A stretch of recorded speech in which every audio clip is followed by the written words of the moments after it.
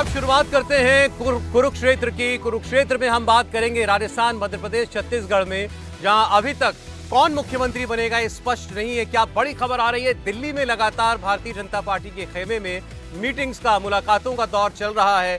कभी वहां से जीतने वाले विधायक, सांसद, केंद्रीय मंत्री, गृह मंत्री अमित शाह से मुलाकात कर रहे हैं, पार्टी अध्यक्ष जेपी नड्डा से मुलाकात कर रहे हैं, और जितनी मुलाकातें उतनी ज्यादा अटकलें। इस बीच आपको मैं एक और अपडेट दे दूं कि इन तीनों राज्यों के लिए अब केंद्रीय पर्यवेक्षक भेजने की तैयारी हो चुकी है। कल भोपाल में, जयपुर में और रायपुर में बीजेपी के केंद्रीय मंत्री चुनाव पर्यवेक्षक के तौर पर जाएंगे। वहां विधायक दल की बैठक होगी और बहुत जल्द कौन मुख्यमंत्री होगा इन राज्यों में, वो नाम आपके सामने होगा। ये बताया जा रहा है कि इन नामों को हरी झंडी मिल चुकी है, नाम तय हो चुका है। विधायक दल की बैठक के बाद चुनाव पर्यवेक्षक रिपोर्ट लेकर के दिल्ली वापस लौटेंगे और उसके बाद इन नामों की घोषणा की जा सकती है। तो ये बड़ी खबर है इस वक्त की। मैं आपको बता दूं, चुनाव पर्यवेक्षक जो हैं वो कल जाएंगे तीनों राज्यों की राजधानी में और विधायकों से मुलाकात करेंगे। दूसरी बड़ी खबर, थोड़ी देर पहले जेपी नड्डा संसद से अपने घर पहुंचे हैं और उनकी वसुंधरा राजे से मुलाकात अब किसी भी वक्त हो सकती है। और यह भी लगातार कहा जा रहा था कि मध्य प्रदेश में और छत्तीसगढ़ में नेतृत्व किसको दिया जाए, इसको लेकर के कोई बहुत ज्यादा सोच विचार करने की बात नहीं थी बीजेपी के लिए। लेकिन राजस्थान में पेच फंसा हुआ था हर लिहाज से, जातीय समीकरणों को देखते हुए या कौन सा वो चेहरा हो सकता है जो एक परफॉर्मर साबित हो, उसको लेकर के मंथन पार्टी के अंदर चल रहा था। और वसुंधरा राजे के खेमे पर जिस किस्म के आरोप लगे, गुटबाजी करने के या अपने विधायकों को, समर्थकों को आगे रख करके वसुंधरा राजे का नाम बढ़ाने के, उस सब के बीच उनकी मुलाकात जेपी नड्डा से थोड़ी देर में होगी। इस खबर पर भी हमारी नजर है और रिपोर्टर्स भी हमारे जुड़ते रहेंगे हमारे साथ और हम आपको बताते रहेंगे कि क्या अपडेट मिल रहा है। जैसा मैंने आपको बताया, दिल्ली में आज लगातार मीटिंग्स चली हैं। उसमें राजस्थान से खास तौर पर नेताओं की मुलाकात हुई है पार्टी के टॉप लीडरशिप के साथ। छत्तीसगढ़ को लेकर के भी कुछ नामों की चर्चा चल रही है। मध्य प्रदेश में सुगबुगाहट इस वक्त जो सबसे ज्यादा है वो 2-4 नामों के इर्द गिर्द है। खास तौर पर आपको बता दें, अश्वनी वैष्णव का नाम मध्य प्रदेश को लेकर के काफी जोर शोर से उठाया जा रहा है। और ये भी आपको हम बता दें कि आज योगी आदित्यनाथ की भी प्रधानमंत्री से मुलाकात जो है वो होने जा रही है और पर्यवेक्षकों को लेकर के अब खबर आ चुकी है साफ कि कल ये तीनों पर्यवेक्षक तीनों राज्यों के जाएंगे और विधायकों से उनकी मुलाकात होगी। भोपाल, जयपुर और रायपुर में इन पर्यवेक्षक की मुलाकात विधायकों के साथ होगी और वो फिर दिल्ली में अपनी लीडरशिप को रिपोर्ट करेंगे। योगी आदित्यनाथ के साथ प्रधानमंत्री की मुलाकात की खबर भी इस बीच हम आपको बता रहे हैं। तो बहुत मुमकिन है कि कल ये स्थिति स्पष्ट हो जाए और ये नाम कल शायद हमारे सामने आ जाए। कांग्रेस पार्टी ये बात कह रही है, आज तेलंगाना में शपथ ग्रहण समारोह में मुख्यमंत्री पद की शपथ ली है रेवंत रेड्डी ने, और कांग्रेस पार्टी का कहना है कि इतनी देर क्यों लग रही है आखिर भारतीय जनता पार्टी को, घर में कोई झगड़ा है क्या? तो जाहिर है कि कांग्रेस पार्टी को तंज कसने का मौका मिला है। चुनाव के नतीजे आए, अब आज चौथा दिन हो चुका है, लेकिन अभी तक तीनों राज्यों में कमान किसको सौंपी जाएगी ये स्पष्ट नहीं किया गया है। तो कल तक का इंतजार लगता है कि और करना पड़ेगा, उसके बाद ये स्थिति कुछ स्पष्ट होगी, तस्वीर साफ हो पाएगी। हमारे साथ मेहमान स्टूडियो में यहाँ विजय चौक पर जुड़ चुके हैं भारतीय जनता पार्टी से। मेरे साथ शिवम त्यागी जी हैं। शिवम, आपका स्वागत है। कांग्रेस पार्टी से ज्योति कुमार सिंह जी मेरे मेहमान हैं आज। ज्योति जी, आपका बहुत स्वागत है। कांग्रेस कह रही है देर किस बात की है, झगड़ा पड़ गया है क्या? शिवम जी। नहीं सौरभ जी, झगड़ा ना हो इसलिए ये प्लानिंग है, इसलिए मीटिंग है। बड़ा परिवार है, कुनबा बड़ा है, चीजें बड़ी हैं। मुझे लगता है हर चीज को बेहतर तरीके से करें तो ज्यादा बेहतर होगा। आने वाले 5 साल सरकार चलानी है, स्थायित्व वाली सरकार चलानी है, बेहतर सरकार चलानी है। दिन रात 24 घंटे सिर्फ लड़ाई ना होती रहे, वैसी सरकार चलानी है। अब अगर देश चाहता है या फिर लोग चाहते हैं या फिर खास तौर पर कांग्रेस चाहती है कि ऐसी सरकार चले जहां मुख्यमंत्री, प्रदेश अध्यक्ष, उप मुख्यमंत्री आपस में लड़ते रहें, एक दूसरे का फोन टैप करवाते रहें, 4.5 साल एक दूसरे के ऊपर जो है भ्रष्टाचार के आरोप लगाते रहें और पूरा समय ऐसे ही निकल जाए, देश की जनता की सेवा, प्रदेश की जनता की सेवा ना कर पाए। अगर आप चाहते हैं कि वैसे मुख्यमंत्री हों तो बात अलग है, या फिर आप चाहते हैं कि भाई अगर इनका छत्तीसगढ़ भी देखें तो 2.5 साल का फॉर्मूला तय हुआ, लेकिन फिर उसके बाद जो है किस तरीके से भूपेश बघेल ने झगड़ा नहीं हो, आफत ना हो, आने वाले 5 साल झगड़ा ना हो, इसलिए समय लिया जा रहा है और लिया जाना चाहिए। अच्छा, अब आपको मैं पहले जयपुर लेकर के चलता हूं। मनीष भट्टाचार्य वहां बीजेपी ऑफिस के बाहर से हमारे साथ जुड़े हुए हैं। जब से खबर आई कि कुछ विधायकों को कल एक रिजॉर्ट में ले जाने की कोशिश की जा रही थी, उसको लेकर के वहां पर काफी गहमा गहमी है। अब मनीष, ये खबर है कि पर्यवेक्षकों के तौर पर केंद्रीय मंत्री जो हैं उन तीनों राज्यों की राजधानी में जाएंगे, जयपुर भी पहुंचेंगे। कोई खबर आपके पास हो तो बताइए। जी हाँ, देखिए जिस तरीके के हंगामे के दृश्य राजस्थान से आ रहे हैं, लिहाजा जल्द से जल्द ये हो रहा होगा, सोच रहे होंगे बीजेपी के नेता कि राजस्थान की इस कलह को जल्द से जल्द खत्म किया जाए। मेरे पास जो खबरें हैं कि कुछ और भी विधायक थे जो बहरोड के किसी रिजॉर्ट में थे, वो भी वहां से हट गए हैं, अब वो जयपुर आ रहे हैं। तो ये सबसे बड़ी खबर मैं आपको दे रहा हूं कि 4 से 5 विधायक बहरोड में थे, वहीं पर पुराने जो विधायक सीकर रिजॉर्ट में जो थे उनको लेके जाना था। उसी रिजॉर्ट से बीजेपी के जो तमाम बड़े नेताओं ने बातचीत करके उन रिजॉर्ट से उन विधायकों को बुलाया है, जो कि जयपुर आएंगे और देर रात तक के पहुंच भी जाएंगे। दूसरी बात यह कि कुछ देर पहले जो प्रदेश अध्यक्ष हैं सीपी जोशी, उन्होंने बैठ के संगठन महामंत्री के साथ बातचीत की है और अभी संघ के टॉप लीडरशिप में राजस्थान के जो है उनके साथ एक मुलाकात चल रही है, बैठक चल रही है, मीटिंग हो रही है।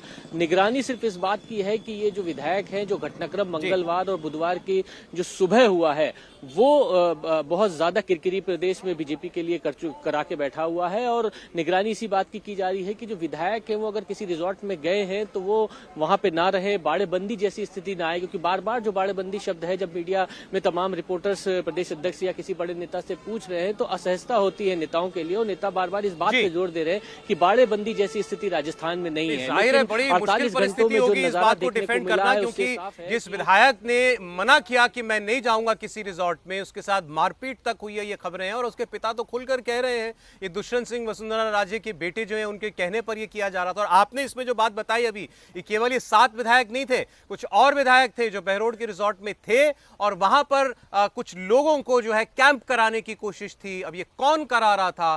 क्या वसुंधरा राजे ने अब पूरी तरीके से हथियार डाल दिए हैं, खुद को दौड़ से बाहर कर लिया है? देवेंद्र, क्या उनकी मीटिंग भी अभी तक नहीं हो पाई जेपी नड्डा से? बिल्कुल सौरभ, और अलग अलग समय बताया जा रहा है। जाहिर तौर पर पार्टी के राष्ट्रीय अध्यक्ष की तरफ से अभी कोई समय मुकर्रर नहीं किया गया है। वसुंधरा राजे खेमे के कैंप से जो उम्मीद की जा रही थी, पहले 3:30 बजे, फिर 5 बजे, अब 7 बजे बताया जा रहा है, ये सारी चीज़ें महज उम्मीद के तौर पर है। लेकिन दूसरी चीज़ देखें तो मुझे हैरानी इस बात पर हो रही है कि जिस विधायक के पिता इतना कुछ कह रहे हैं, वो विधायक सामने आके क्यों नहीं कुछ बता रहे हैं। हमें राजस्थान के बीजेपी के कुछ नेताओं से बातचीत हुई तो उनका ये कहना था कि शायद बाप बेटे में बहुत बनती भी नहीं। तो वो सबसे ज़्यादा इंतजार तो फिलहाल इस बात का है कि वो विधायक के बेटे आगे कहें, और दूसरी चीज़ की दुष्यंत सिंह के बयान का भी इंतजार है, क्योंकि उनका नाम बार बार आ रहा है। अच्छा, और अभी भी देखिए ये भी दिख रहा है कि जेपी नड्डा जो हैं वो लगातार, जैसा आपने बताया, वसुंधरा राजे से कब मुलाकात करेंगे उसका समय नहीं दिया जा रहा है। और उनसे मिलने से पहले योगी आदित्यनाथ से जेपी नड्डा की मुलाकात होगी, ये खबर है। यहाँ दिल्ली में प्रधानमंत्री से उनकी मीटिंग हुई है और उसके बाद अब वो जेपी नड्डा से मिलेंगे 6:30 बजे के करीब। और जैसा देवेंद्र आपको बता रहे थे हमारे पॉलिटिकल एडिटर, इस 7 बजे फिर शायद वसुंधरा राजे से मुलाकात करें। ये उनके खेमे का अंदाजा है सौरभ, सिर्फ जो कि बार बार 2 बार तो गलत हो चुका है जी। तो क्या ये टाइम नहीं दिया जा रहा, कोई नाराजगी है? नहीं, ऐसा नहीं है, क्योंकि बहुत शॉर्ट नोटिस पे आई है तो राष्ट्रीय अध्यक्ष के पास ऑलरेडी शेड्यूल पैक रहता है और उसमें से फिर टाइम निकालना ये इतना आसान काम भी नहीं होता। ऐसा नहीं है कि बीजेपी के राष्ट्रीय अध्यक्ष वसुंधरा राजे सिंधिया से नहीं मिलना चाहेंगे, वो पार्टी के राष्ट्रीय उपाध्यक्ष भी हैं। और अगर कोई नाराजगी है, कोई बात है, कोई शिकायत है, तो जाहिर तौर पर राष्ट्रीय अध्यक्ष 2 टुक शब्दों में उन्हें मना भी करेंगे और उसके लिए मिलना जरूरी रहेगा। तो मुलाकात का समय वो नहीं दे रहे हैं, इस बात में सौरभ इस तर्क में भी बहुत दम नहीं। चले, लेकिन कांग्रेस पार्टी ने तो आज, अब जहां उनकी जीत हुई तेलंगाना में, अपने मुख्यमंत्री को इसकी शपथ भी जो है वो करवा दी है। रेवंत रेड्डी तेलंगाना के मुख्यमंत्री जो हैं वो बन चुके हैं। बधाई आपको ज्योति जी। अब ये मौका तो मैं आपसे नहीं छीनूंगा कि जो कुछ चल रहा है घटनाक्रम भारतीय जनता पार्टी में, आपको टिप्पणी ना करें। देखिए बड़ी अजीब सी बात है कि जब कांग्रेस पार्टी कहती है कि इस पार्टी में एक ही नेता है और वो जो है सब वही है, यहाँ दूसरे किसी की बात सुनी नहीं जाती है। आप अराजकता का आलम देखें कि जहाँ विधायकों को मारा जा रहा है, जहाँ विधायकों को जबरदस्ती लेके जाया जा रहा है, वो नहीं जाना चाहते तब भी लेके उनको छुपाना चाहते हैं। ये क्यों हो रहा है भाई? भारतीय जनता पार्टी के लोग क्यों कर रहे हैं? आप जीत के आए हैं, लोगों ने आपको मैंडेट दिया है, और किस लिए दिया है? ये तमाशा दिखाने के लिए, ये तमाशा दिखाने के लिए दिया है कि आप कांग्रेस पार्टी को हराकर और सरकार बनाएं, और उसके बाद इस तरह से आप लोगों की मनसा पर, आकांक्षाओं पर, उनके सपनों पर आप पानी फेरें। देखिए बात क्या है, बात यहाँ ये है कि भारतीय जनता पार्टी के 2 चेहरे कांग्रेस पार्टी हमेशा कहते रही है। क्यों कहते रही है? देखिए, आपको अगर याद होगा कि कर्नाटक में जब हम इलेक्शन जीते थे, बाप रे बाप, ये लोग पानी पी पी कर बोलते थे कि कांग्रेस को क्यों लेट हो रहा है, क्यों लेट हो रहा है। अरे अब बताइए ना कि क्यों लेट हो रहा है, क्यों हो रहा है? आप अपना घर नहीं संभाल पा रहे हैं, ना पहले संभला था, ना आगे संभलेगा, ना अभी संभला हुआ। पड़ेंगे शिवम। नहीं, हम तो कोई भी तंज सहने के लिए तैयार हैं, लेकिन मेरे पास इनके लिए एक ही जवाब है। पश्चिमी उत्तर प्रदेश में एक कहावत है कि छाछ तो बोले ही बोले, छलनी भी बोले, जिसमें 70 छेद। मतलब महीनों महीनों जो अपनी चलती सरकार के दौरान 1 महीने का पैकेज लेकर आकर गुड़गांव लेट जाते हो पूरे विधायकों को लेकर, वो आज बता रहे हैं, कह रहे हैं कि इतना समय क्यों लग रहा है। जिन लोगों की सरकारों में मुझे लगता है इस देश में टूरिज्म को लेकर मेरे प्रधानमंत्री बड़ा प्रमोट करते हैं कि भाई बाहर मत जाया करो, ये हर तीसरे महीने तो रिजॉर्ट्स में पड़े रहते हैं इनकी सरकारें। कभी विधायक चले जाते हैं, कभी उप मुख्यमंत्री, कभी मुख्यमंत्री, जहां बनाते भी हैं। मुझे अच्छे से याद है महाराष्ट्र में 2 महीने 2.5 महीने तक ऐसे ही चलता रहा। बीच में बोले ना, एक सेकंड तो चलते जो ये सब करने वाले लोग हैं वो आज इस तरह की बातें करते हैं। मैं फिर से वही कहना चाहता मौका हूं, आपने दिया है। नहीं, बिल्कुल आपके पिता का विधायक आकर के आरोप लगा रहा है कि मेरे बेटे के साथ मारपीट की, उसको जबरदस्ती रिजॉर्ट में ले जाने की कोशिश थी। हमारे रिपोर्टर बता रहे हैं 7 नहीं और विधायक थे जिनको रिजॉर्ट में ठहरा करके ताले में बंद करने के प्रयास किए जा रहे थे। पिता ने बताने की कोशिश की, बेटे विधायक बाहर हैं, लेकिन वो आकर मीडिया से कह नहीं सकते। मुझे नहीं पता उन दोनों का क्या संबंध है, क्या विषय है, क्या मामला है, लेकिन इतना जरूर है कि परिवार बड़ा है, चीजें बड़ी हैं, सबको साथ लेकर चलना है। 5 साल एक स्टेबल और बेहतर सरकार देनी है। आदरणीय मोदी जी की गारंटी और जो विजन है उसको आगे लेकर जाना है। अगर उसके लिए कुछ समय लगे, अभी मात्र 3 दिन हुए हैं और मैं ऐसा समझता हूं कि ज्यादा समय अब इसमें और लगने वाला नहीं है।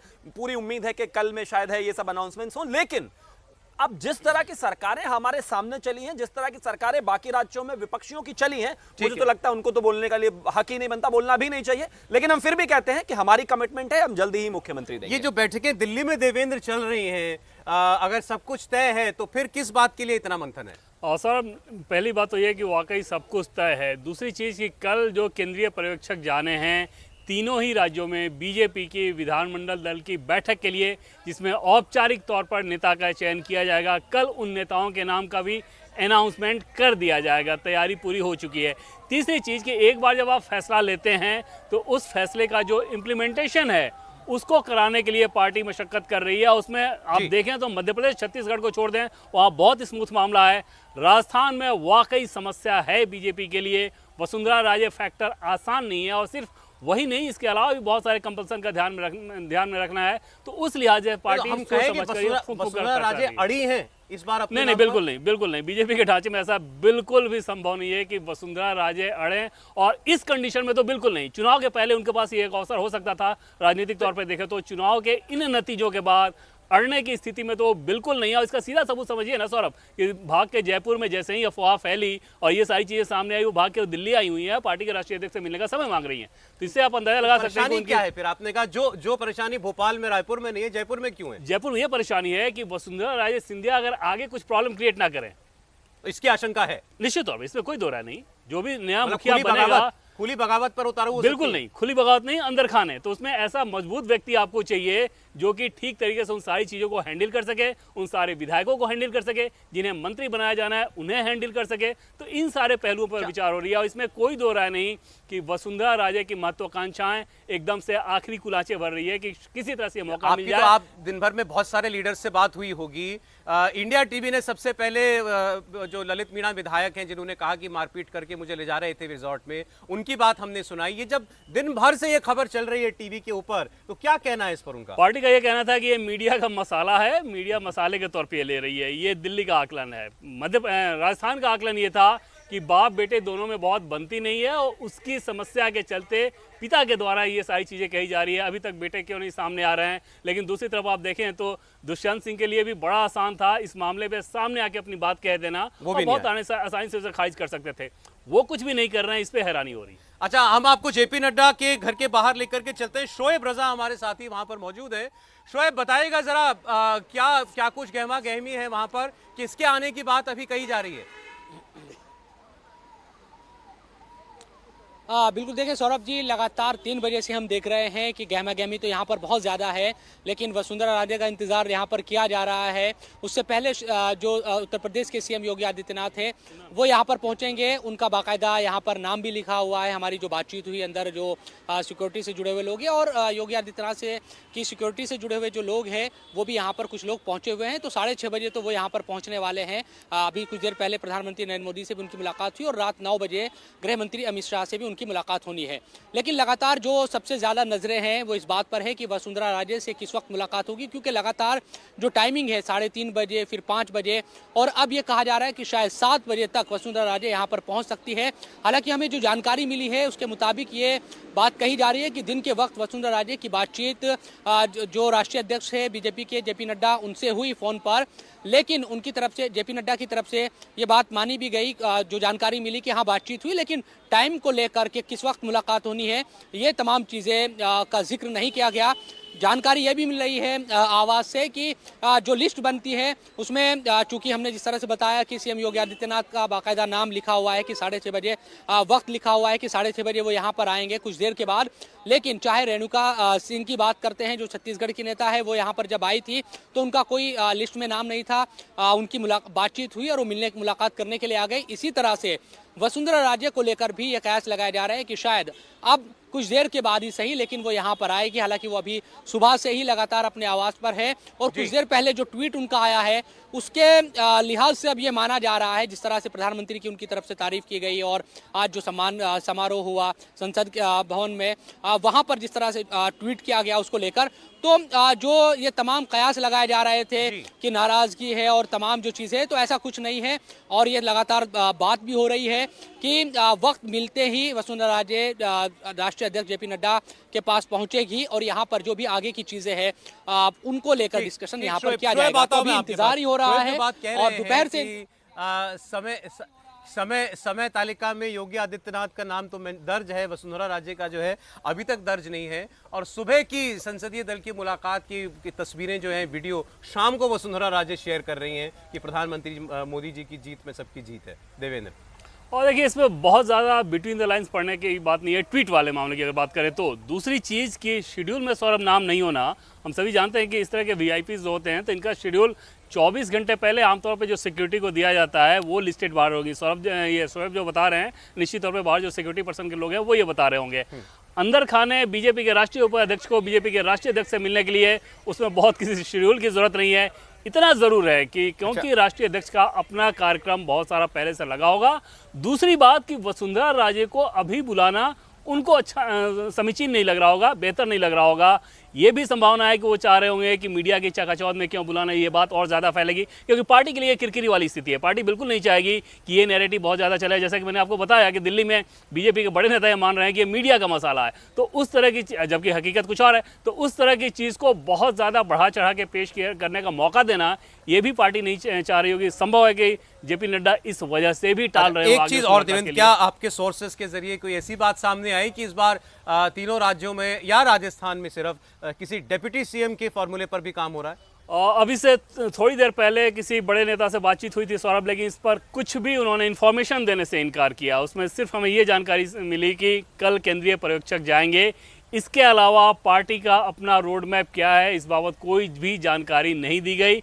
लेकिन तय मानिए कि अगर नए चेहरे को दिया जाएगा तो ख़ास तौर पे तब जब आप सिर्फ पॉलिटिकल कंपल्सन का ध्यान नहीं रख रहे हैं, इनफैक्ट आप दूसरे शब्दों में कहें कि पॉलिटिकल कंपल्सन का ध्यान रख ही नहीं रहे हैं। अगर अदरवाइज पॉलिटिकल कंपल्सन का ध्यान रखना होता तो वसुंधरा तो बहुत स्वाभाविक चॉइस हो सकती थी पॉलिटिकली अगर देखें तो, लेकिन पार्टी उससे आगे का सोच रही है और उस लिहाज से अगर किसी नए चेहरे को आगे लाया जाएगा तो बहुत संभावना इस बात की रहेगी कि क्षेत्र का इक्वेशन ध्यान में रखने के लिए, कास्ट का इक्वेशन ध्यान में रखने के लिए डिप्टी सीएम भी दिया जाए हर एक राज्य में। इस किस्म की प्रेशर पॉलिटिक्स जो आप राजस्थान में होती हुई देख रहे हैं, कम से कम उसका प्रयास है, ये तो साफ दिख रहा है वसुंधरा राजे की तरफ से। ये जब कांग्रेस में होता था तो कांग्रेस पार्टी कहती थी हमारे पार्टी के अंदर डेमोक्रेसी है, एक लोकतांत्रिक व्यवस्था है, इसलिए लोग अपनी अपनी बातें कह सकते हैं। अब भाजपा ये कहेगी। ज्योति जी, देखिए, कांग्रेस पार्टी अगर ये बात कहती है कि लोकतांत्रिक व्यवस्था है और हम बात करके कर रहे हैं तो वो तो बात समझ में आती है, वो होती भी है। लेकिन इनके यहाँ तो मारपीट हो रहा है, इनको तो उठा कर लेके खींच कर लेके जाया जा रहा है, मारपीट हो रहा है। बाप, उनके पिताजी कुछ और बोल रहे हैं, बेटा निकल ही नहीं रहा है, निकलने नहीं दिया जा रहा है। जो पूर्व चीफ मिनिस्टर हैं वो बाहर आकर उनसे होम मिनिस्टर और आपके जो शीर्ष के नेता हैं मोदी जी, वो मिलने के लिए तैयार नहीं है। तो अब अभी तो जरूरत है आपको तीन राज्यों में मुख्यमंत्री बनाने का, वो तो आपके प्राथमिकता होनी चाहिए। आपको तो आनंद आ रहा है ना देख करके? ये आनंद नहीं है, दुख हो रहा है।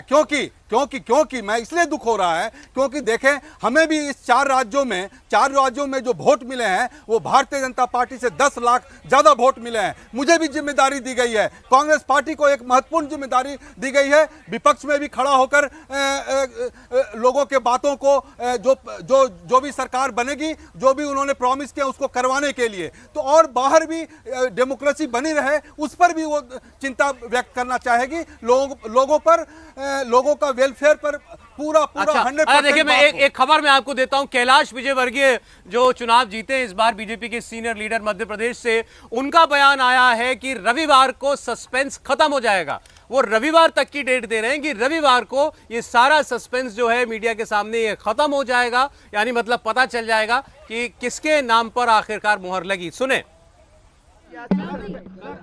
सियासी सस्पेंस जो बना हुआ है जिसको लेकर कर चर्चा है, आपने काल्पनिक है, लेकिन फिर भी ये सस्पेंस कब तक चलता रहे, क्या माना है? ये ठीक है, रविवार को खत्म हो जाएगा। सर, विधायकों में से सीएम होगा या कोई नया चेहरा भी आ सकता है कि 230 विधायकों में से ही सीएम होगा? ये मैं कह रहा हूँ ना, इसका जवाब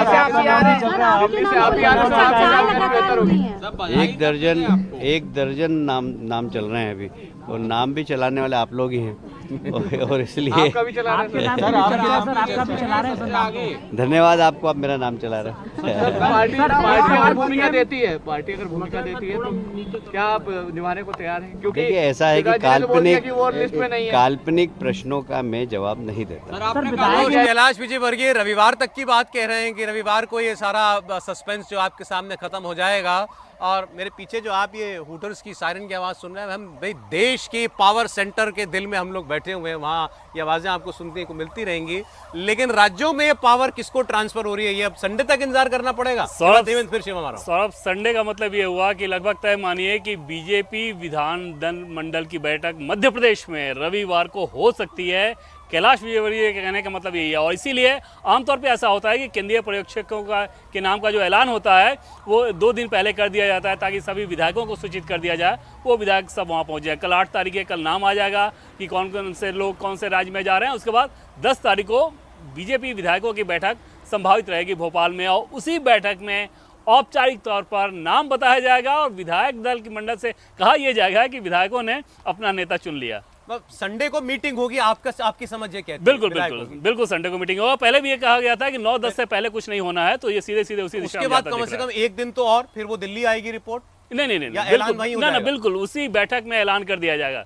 होगा यही कि यहाँ से जो केंद्रीय पर्यवेक्षक जाएंगे और उसके अलावा प्रदेश के जो अध्यक्ष होंगे और संगठन महामंत्री होंगे प्रदेश में, वो आपस में बैठ के बातचीत कर लेंगे। सभी विधायकों को मिलने के लिए बुलाया जाएगा, उनको बता दिया जाएगा कि पार्टी का ये फैसला है। उस बैठक में फिर उसके बाद ऐलान किया जाएगा और सभी हाथ उठाकर अभिवादन कर देंगे, सब अपना पक्ष उस पर सहमति का पक्ष दे देंगे। संडे टू संडे सीएम की कहानी, संडे को नतीजे आए थे, संडे को पता चलेगा कौन मुख्यमंत्री बनेगा। शिवम, देखिए सौरभ जी, सबसे पहले तो प्रेशर पॉलिटिक्स की बात करते हैं। इन्होंने कहा कि किस तरीके से जो है केंद्रीय नेतृत्व पर प्रेशर बनाया जा रहा है। मुझे लगता है ये हास्यास्पद है। इस देश में आदरणीय प्रधानमंत्री जी पर कोई प्रेशर बना ले भला, सारी दुनिया नहीं बना पाई तो उन पर तो कोई क्या ही प्रेशर बना पाएगा। भारतीय जनता पार्टी का ऐसा कोई कल्चर नहीं है। मैं थोड़ा सा आपको पूर्व में लेकर चलता हूं। भारतीय जनता पार्टी अगर उत्तराखंड की बात करें तो जब लगा कि जिस तरीके से चीजें बेहतर हो सकती हैं, किस नाम के साथ चीजें बेहतर हो सकती हैं, तो बारंबार जब मुख्यमंत्री बदले गए तो कोई सवाल जवाब नहीं हुआ। उसके बाद अगर हम बात करें तो जिस तरीके से कर्नाटका में बदले गए कोई सवाल जवाब नहीं हुआ। गुजरात में जब लगा कि पार्टी को आगे लेकर जाना है, चीजें बेहतर होनी है, तो वहां पर मुख्यमंत्री बदले गए, कोई सवाल जवाब नहीं हुआ। जब वहीं पर लोकल बॉडी के इलेक्शन हुए और लगा कि सबको बदल देना चाहिए दिल्ली में, तो कोई सवाल जवाब नहीं हुआ। बात उस बात की नहीं है कि यहां पर कोई बोल नहीं सकता, बात इस बात की है कि पार्टी को क्या बेहतर कर सकता है या क्या चीजें या क्या निर्णय पार्टी को आगे लेकर जा सकते हैं। पार्टी का केंद्रीय नेतृत्व तो उसी को लेता है। और जहां तक बात अभी की, हम में और कांग्रेस की जो आपस में ये जो लड़ाई होने वाली, लठ बजने वाले माहौल है, उसमें फर्क क्या है? जब इनकी लड़ाइयां होती हैं तो एक दूसरे को गाली देते हैं, एक दूसरे पर राजद्रोह के केस लगाते हैं, एक दूसरे पर जो है कॉल रिकॉर्ड करता है। अभी तक वसुंधरा जी की तरफ से कोई स्टेटमेंट नहीं है कि उन्होंने कोई ऐसा विरोध किया है। अभी तक मध्य प्रदेश से कोई स्टेटमेंट नहीं है कि वहां पर कोई विरोध हुआ है। अभी तक रमन जी की तरफ से या फिर छत्तीसगढ़ में कोई लड़ाई नहीं। अगर इनके घर में लड़ाई होगी तो वो तो बाहर आवाजें आती हैं, हमारी में तो नहीं आए। हमारी में सब स्पेक्युलेशंस हैं कि भाई ऐसे हो गया, वो नाराज, वो खुश, वो नाराज। अभी कल जो है मैंने देखा था, इनके मुख्य प्रवक्ता ने ट्वीट किया था, उनको लग रहा होगा कि हमारी जैसी लड़ाई हो क्यों नहीं रही बीजेपी में। तो ठीक है भाई, 2 दिन के लिए मसाला सही, लेकिन अभी तक भारतीय जनता पार्टी के किसी भी आधिकारिक बड़े नेता ने, जिनके लिए आप कहते हैं कि हाइपोथेटिकली कि वो बनेंगे या बनने वाले हैं कोई और, उनकी तरफ से कोई सवाल जवाब नहीं है और बड़ी शांति से यह प्रक्रिया हो जाने वाली है। लेकिन बेहतर के लिए जिस तरीके से एक प्रक्रिया है वो तो पूरी करनी ही होगी। चलिए ठीक है। अब लेकिन आज बड़ी खबरों का दिन है। देखें, सबको इंतजार था कि कब फैसला होगा। अब ये पता लग रहा है कि रविवार तक फैसला हो जाएगा तीनों ही राज्यों के अंदर। और दिल्ली में आज जो कुछ घटनाक्रम चला, हमने आपको उसके बारे में बताया। ये बैठकें अभी भी चल रही हैं। वसुंधरा राजे की मुलाकात जब होगी अपनी पार्टी लीडरशिप से, लेकिन उसके बारे में वो अपडेट जानना वो और दिलचस्प होगा। उस पर हम आपको आगे रखेंगे। लौटते हैं एक ब्रेक के बाद।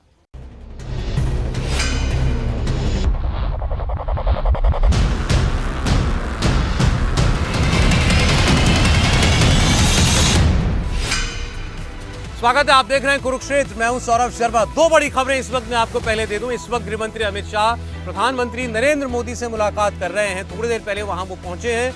इससे जस्ट पहले योगी आदित्यनाथ की मुलाकात हुई थी प्रधानमंत्री नरेंद्र मोदी से, और योगी आदित्यनाथ प्रधानमंत्री से मिलकर के बाहर गए हैं और गृह मंत्री अमित शाह मिलने के लिए पहुंचे हैं प्रधानमंत्री से। तो ये तस्वीरें भी आ चुकी हैं सीएम योगी की मीटिंग की प्रधानमंत्री से, और अब योगी आदित्यनाथ की मुलाकात चल रही है जेपी नड्डा के साथ। तो पहले एक अपडेट आपको हम दे दें जो इस वक्त गृह मंत्री के और प्रधानमंत्री की मीटिंग चल रही है। देवेंद्र।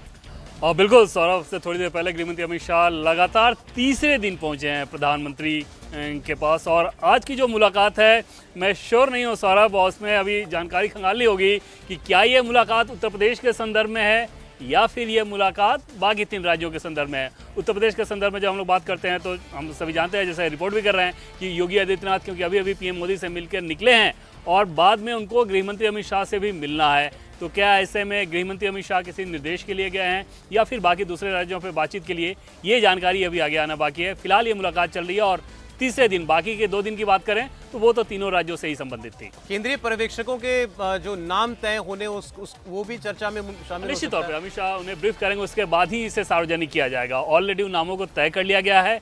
जैसे प्रधानमंत्री नरेंद्र मोदी को उसमें अगर लगेगा कि किसी बदलाव की ज़रूरत है, बदलाव की ज़रूरत वहाँ होती है जहाँ पे किसी प्रकार की ये आशंका हो कि यहाँ पर कुछ समस्या हो सकती है, तो यूजुअली बीजेपी वहाँ पर हैवी वेट लोगों को भेजती है, बड़े नेताओं को भेजती है केंद्रीय पर्यवेक्षक के तौर पे, ताकि कोई अप्रिय स्थिति जैसे हालात बने तो बहुत आसानी के साथ उसे कंट्रोल किया जा सके।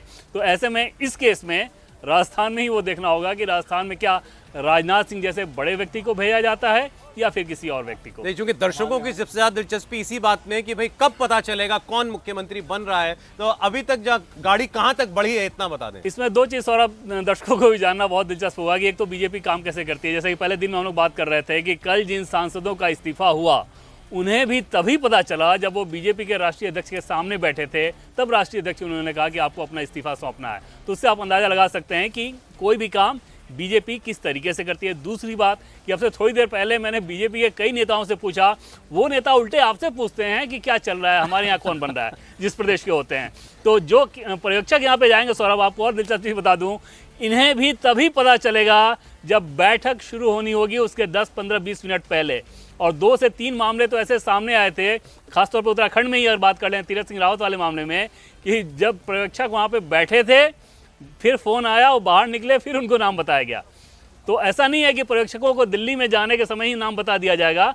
कोशिश ये की जाती है कि तभी बताया जाए जब उसकी जरूरत हो, ताकि माहौल खराब ना हो। अब बोलिए ज्योति जी, कह रहे हैं कांग्रेस में ऐसा नहीं होता है। देख, कांग्रेस में क्या होता है सर, कांग्रेस में ये होता है कि जो कांग्रेस प्रेसिडेंट के अनुमोदन पर जो पार्टी के जनरल सेक्रेटरी इंचार्ज होते हैं वो निकालते हैं लेटर ऐसा, और वो 4 जहां पर सरकारें बननी है और जहां सरकारें इलेक्शन हुआ है वहां भी जो लीडर जो हमें हाउस में बनाना है असेंबली में, उसके लिए भी ऑब्जर्वर बनते हैं। तेलंगाना का हमारे भाई पूछ रहे थे, वहां DC कुमार बने थे, दीपा दास मुंशी थी, डॉक्टर अजय थे और के जे ज्योर थे, और बाकी भी प्रदेशों के भी ऑब्जर्वर बने हुए हैं। वहां भी जब जो हाउस के लीडर बनेंगे वो असेंबली वहां के MLA। तो आपके यहाँ पर सीएम का नाम, जो सीएम कौन होगा ये विधायक तय करते हैं, आप ये कह रहे हैं ना? जी बिल्कुल, ऊपर से नहीं, ऊपर से आदेश नहीं, विधायक चुनते हैं और विधायक उन ऑब्जर्वर को बताते हैं कि हम लोगों ने चुन लिया, ये नाम आप कांग्रेस प्रेसिडेंट को आप दे दें, ये है। और ये हमने आपको बता दिया कि इस तरह हमारा लेटर, जैसा कि बता रहे थे कि उनको तो पता चलता है बाद में, हमारे यहाँ पहले पता चल जाता है, लेटर के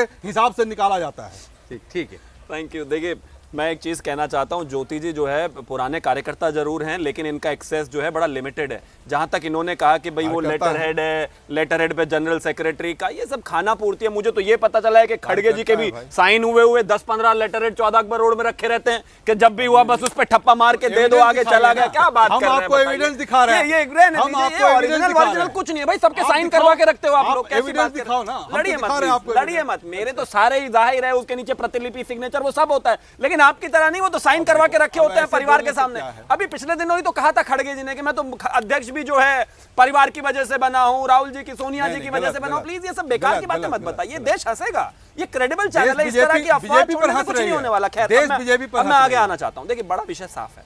देश इस बात को अच्छे तरीके से जानता और समझता है कि कौन परिवारवादी पार्टी है, कौन परिवार के ऊपर चलता है, कौन आदमी जो ना तो राष्ट्रीय अध्यक्ष है, ना ही कोई राष्ट्रीय महामंत्री है, ना ही कुछ है, सिर्फ और सिर्फ एक सांसद है। उस सांसद की हैसियत में वो पूरे देश में भ्रमण करते हैं और 65 जो है टैंकर लेकर जो है उनके पीछे घूमते हैं। अब कम से कम नहीं, खड़गे जी के पीछे चलते ना, कमाल की बात है। एक सांसद, और भी बहुत सारे सांसद हैं आपके पास 50-52, उनके पीछे क्यों नहीं चले? सब जानते हैं कौन चलाता है पार्टी। ये बेकार की बातें करने से कुछ नहीं होगा। एक आदमी को लीडर तो राहुल गांधी है। नहीं सर, लीडर में भी फर्क है। सौरभ जी, उसका भी रीजन है। कांग्रेस के जो प्रेसिडेंट है वो है Rahul Gandhi, he is one of the leader. नहीं, he is one of the leader है, तो फिर वन ऑफ द में फिर उन्हीं के पीछे क्यों हुई भारत जोड़ो यात्रा? आपके पीछे क्यों नहीं हुई? ज्योति जी के पीछे क्यों नहीं हुई? रंजीता जी के पीछे क्यों नहीं हुई? ज्योति जी दिक्कत में आ जाएंगे, कमाल बात है। ज्योति जी दिक्कत में आ जाएंगे। सोच लीजिए, सोच लीजिए। आप क्या सवाल है? बनाया हुआ है, वजह है। आप कह रहे हैं Rahul Gandhi is one of the leaders. Of course, जब हमारे कांग्रेस का जो सिस्टम है उसमें कांग्रेस प्रेसिडेंट हमारे नेता हैं। राहुल गांधी हमारे, चूंकि युवाओं में ज्यादा पॉपुलर है, लोगों में ज्यादा पॉपुलर है, महिलाओं में पॉपुलर है, गरीबों में पॉपुलर है, तो वो नेता है। वो नेता है। आपकी पार्टी तो जननायक कहती है, आप कह रहे हैं जननायक है। तो जननायक होने का क्या मतलब? कांग्रेस प्रेसिडेंट हो जाना। जो कांग्रेस प्रेसिडेंट है वो प्रेसिडेंट है, लेकिन he is also one member of parliament, is also one AICC member.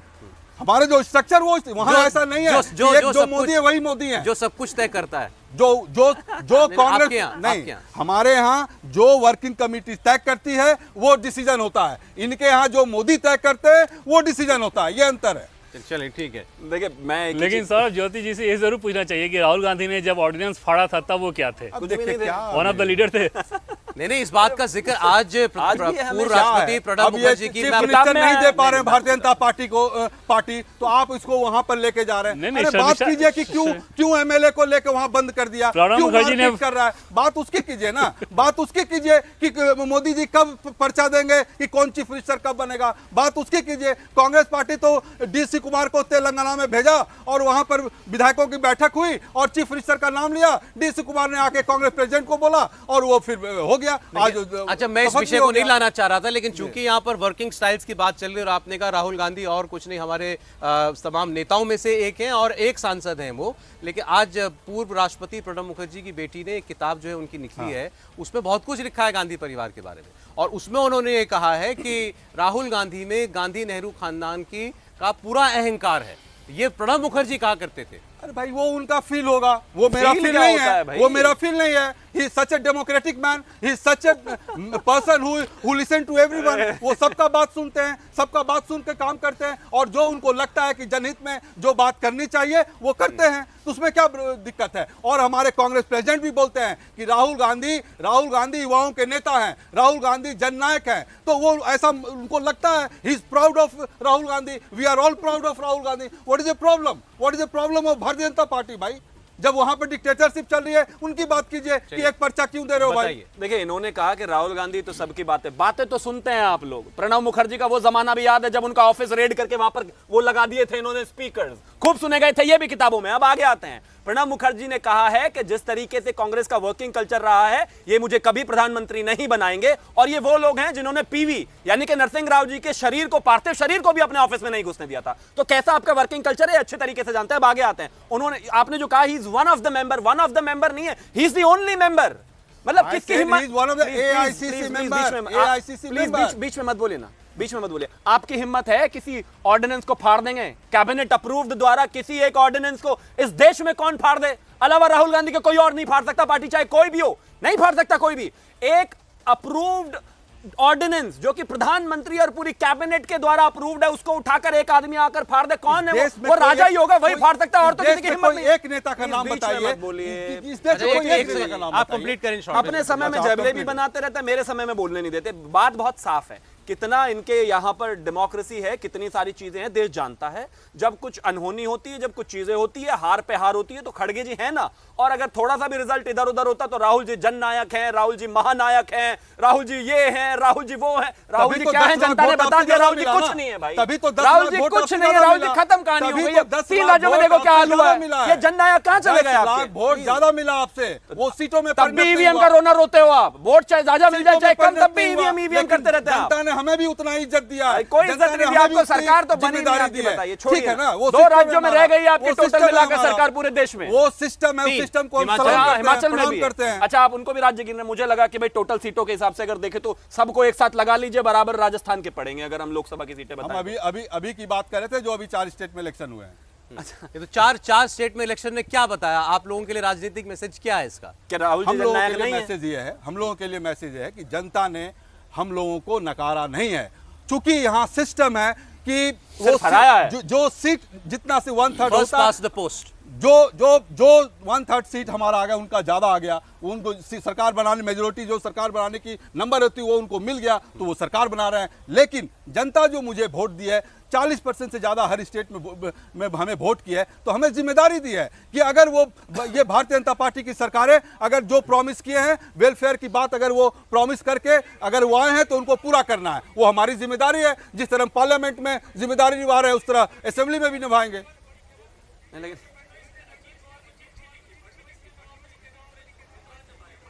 अच्छा, एक बड़ी खबर देखिए, महाराष्ट्र से इस वक्त आ रही है। उप मुख्यमंत्री देवेंद्र फडणवीस ने दूसरे उप मुख्यमंत्री अजीत पवार को उन्होंने एक चिट्ठी लिखी है, और चिट्ठी में उन्होंने नवाब मलिक का जिक्र किया है। देवेंद्र फडणवीस ने अजीत पवार को चिट्ठी लिखी है और नवाब मलिक के नाम पर उन्होंने ऐतराज जाहिर किया है। नवाब मलिक की महायुति में एंट्री नहीं हो सकती। नवाब मलिक पर गंभीर इल्जाम चल रहे हैं, सत्ता आती है जाती है, देश अहम है। तो नवाब मलिक क्या महायुति में शामिल होंगे? इन चर्चाओं के बीच ये अब चिट्ठी सामने आई है देवेंद्र फडणवीस की, जिन्होंने अजीत पवार को कहा, एनसीपी के नेता को, कि देवेंद्र फडणवीस हमारे बीच में नहीं आ सकते, वो महायुति का हिस्सा नहीं हो सकते हैं। उन पर जो इल्जाम है बड़े गंभीर इल्जाम है, और सत्ता के लिए हम नवाब मलिक को कम से कम महायुति में एडजस्ट नहीं कर सकते हैं। और आरोपों की जहां तक बात है, आपको याद होगा वो बड़े गंभीर क्रिमिनल केसेस के अंदर कई महीने जेल में रहे हैं, और यहां तक कि उनके ऊपर जो संपत्तियों का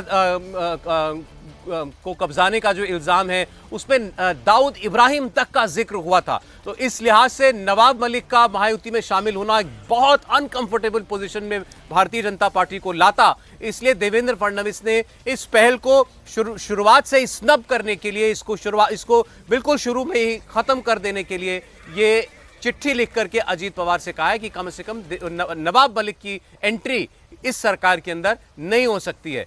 दिनेश मौर्य इस खबर पर जुड़े हैं हमारे साथ मुंबई से। जी दिनेश, बताइए। जी, एक बहुत बड़ा डेवलपमेंट है महाराष्ट्र की सियासत में, खास तौर पर महायुति को लेकर। पहली बार है जब अजीत पवार के किसी कदम को लेकर सीधे सीधे पब्लिकली अपना विरोध दर्शाया है देवेंद्र फडणवीस ने, और पार्टी के लिए ज़रूरी भी था। जिन बीजेपी नेताओं से हमारी बातचीत हुई, उनका साफ तौर पे कहना था कि जिस तरह से आज नवाब मलिक विधान भवन में आए, विधानसभा के भीतर वो एनसीपी अजीत पवार गुट के नेताओं के साथ बैठे थे, तो एक संदेश गया था कि कहीं ना कहीं वो अजीत पवार का समर्थन दे रहे हैं, और अजीत पवार की तरफ से भी उसका विरोध नहीं दर्शाया गया था। और इन सब की वजह से जो विपक्षी दल है वो लगातार भारतीय जनता पार्टी को टारगेट कर रहे थे कि आप ही जो थे नवाब मलिक को देशद्रोही कह रहे थे। सदन के भीतर ही पिछले बार एकनाथ शिंदे ने नवाब मलिक को देशद्रोही कहा था, तो ऐसे में जिस व्यक्ति को आप देशद्रोही कहते थे उसे कैसे आप अपने साथ ले सकते थे? और इन्हीं तमाम आरोपों के बाद आज देवेंद्र फडणवीस ने बड़ा स्टैंड लिया है। पार्टी की भूमिका आतंकवाद को लेकर काफी ज्यादा कठोर, और यही वजह कि उन्होंने गठबंधन धर्म होने के बावजूद भी साफ साफ कड़े लफ्जों में पत्र लिखकर अजीत पवार को एक तरह से मैसेज दिया है कि वो आतंकवाद के मुद्दे पर उनकी पार्टी समझौता नहीं कर सकते, और जिस व्यक्ति पर देशद्रोह जैसा गंभीर आरोप लगा हो उसे तो कतई बर्दाश्त नहीं किया जाएगा। एक और अहम चीज, नवाब मलिक का मुद्दा सबसे पहले देवेंद्र फडणवीस ने ही सामने लाया था। देवेंद्र फडणवीस ही खुद पूरे डिटेल्स के साथ गृह मंत्रालय गए थे और वहां पर शिकायत की थी और उसी के बाद ये पूरी जांच हुई थी।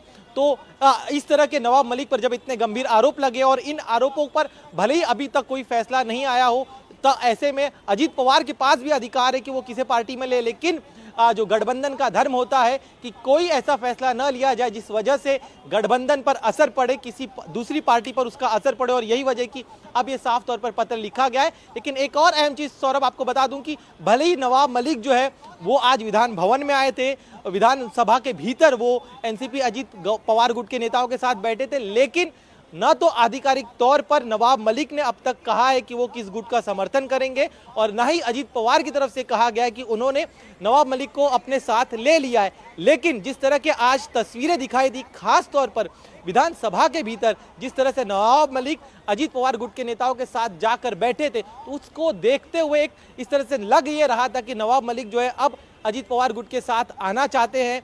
जब से पार्टी में फूट हुई है, नवाब मलिक जो है जमानत पर बाहर आए, तब से अब तक उन्होंने आधिकारिक तौर पर ये नहीं बताया है कि वो किस शरद पवार के साथ जाएंगे या फिर अजीत पवार के साथ जाएंगे। लेकिन आज जो तस्वीरें दिखाई दी उसे देखते हुए लग ये रहा था कि अजीत पवार के गुट का वो समर्थन करना चाहते हो, अजीत पवार गुट में वो एक तरह से शामिल हो चुके हैं।